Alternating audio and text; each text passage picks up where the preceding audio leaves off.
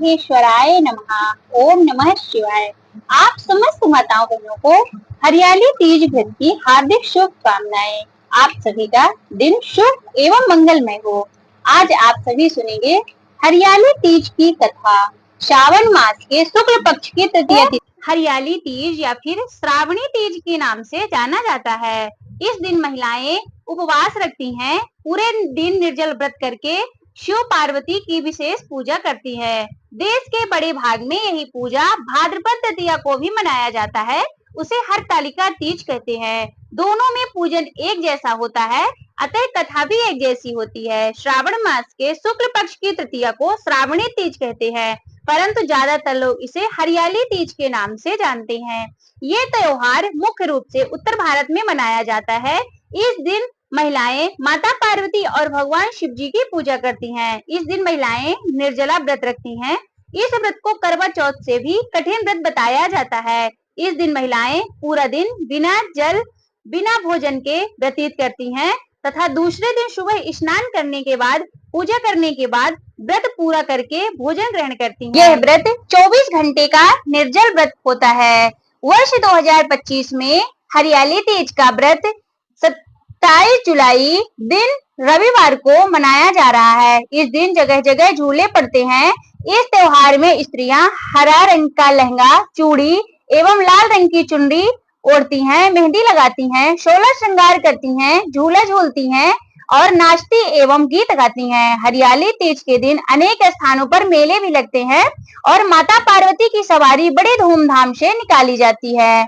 आइए आप सभी अब सुनिए प्रेम पूर्वक हरियाली तीज की कथा। शिव जी ने माता पार्वती को उनके पूर्व जन्म का स्मरण कराने के लिए तीज की कथा सुनाई थी। शिव जी कहते हैं, हे पार्वती, तुमने हिमालय पर मुझे वर के रूप में पाने के लिए घोर तप किया था। अन्न जल त्याग, पत्ते खाए, सर्दी गर्मी बरसात में कष्ट सहे। तुम्हारे पिता दुखी थे। नारद जी तुम्हारे घर पधारे और कहा, मैं विष्णु के भेजने पर आया हूँ। वह आपकी कन्या से प्रसन्न होकर विवाह करना चाहते हैं। अपनी राय बताएं। पर्वतराज प्रसन्नता से तुम्हारा विवाह विष्णु जी के साथ करने को तैयार हो गए।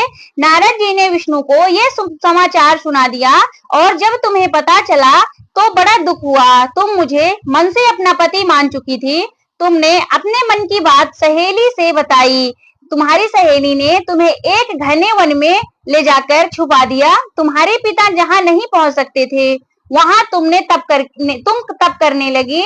तुम्हारे लुप्त होने से पिता चिंतित होकर सोचने लगे, यदि इस बीच विष्णु जी बारात लेकर आ गए तो क्या होगा। शिव जी ने आगे पार्वती जी से कहा, तुम्हारे पिता ने तुम्हारी खोज में धरती पाताल एक कर दिया, पर तुम ना मिली। तुम गुफा में रेत से शिवलिंग बनाकर मेरी आराधना में लीन थी।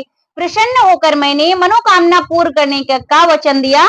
तुम्हारे पिता खोजते हुए तुम्हें गुफा तक पहुंचे। तुमने बताया कि अधिकांश जीवन शिव जी को पति रूप में पाने के लिए तप में बिताया है। आज तप सफल रहा। शिव जी ने मेरा वर्ण कर लिया है। मैंने आपके साथ एक ही शर्त पर घर चलूंगी, यदि आप मेरा विवाह शिव जी से करने को राजी हो। पर्वतराज मान गए। बाद में विधि विधान के साथ हमारा विवाह हो गया।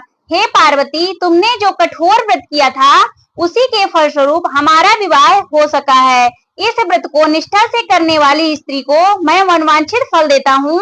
उसे तुम जैसा अचल सुहाग का वरदान प्राप्त हो। भविष्य पुराण में देवी पार्वती बताती हैं कि तृतीया तिथि का व्रत उन्होंने बनाया है, जिससे स्त्रियों को सुहाग और सौभाग्य की प्राप्ति होती है। सावन महीने में तृतीया तिथि को 100 वर्ष की तपस्या बाद माता पार्वती ने भगवान शिव को पति रूप में पाने का वरदान प्राप्त किया था।